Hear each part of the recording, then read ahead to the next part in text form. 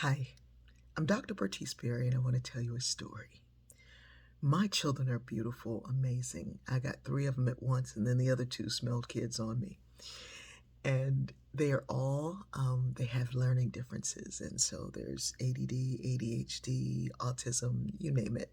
And it made life in our household when they were growing up very, very beautiful. When we first moved to Georgia, my son and two daughters were attending a school for kids with learning differences.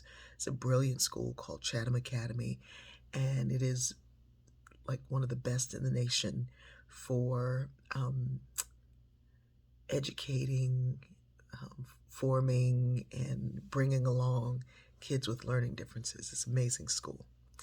Anyway, my son, when we first started going there, I think it was like the first week, or maybe it was, yeah, it was the first week. He called his teacher a bimbo. I was mortified. I was like, you got to write a letter, you got to apologize. Now, the amazing thing is, they didn't tell me. He told me. They would say, we need 5 minutes on Jabril, meaning he had to stay for 5 minutes. And we'd say, well, what did he do? And they'd say, well, you ask him. And so it's like, Jabril, what did you do? Called my teacher a bimbo. You can't do that. So he wrote a letter to apologize that he was going to read to her in class because he did it in class. You abuse someone out loud, you need to fix it out loud.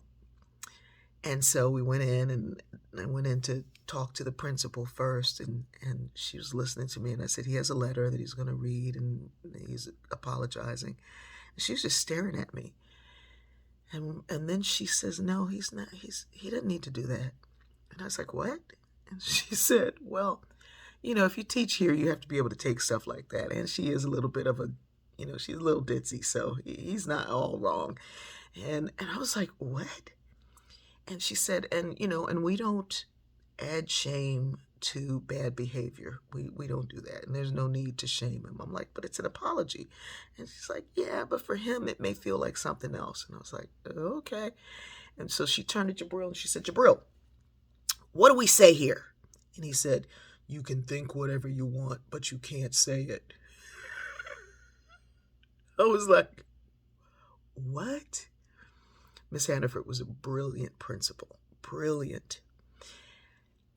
I was like, oh my goodness. So Jabril I gave him a journal for saying whatever he wanted in his journal. One day his journal was open on a desk, and he was saying some things about me I should have never read. I only read one page because I couldn't get past it. I wish that many of the adults that I encounter had that lesson. You can think it. There's no reason to say it. And then don't be like me, who often ask people, what are you thinking? It's none of my business. I love you.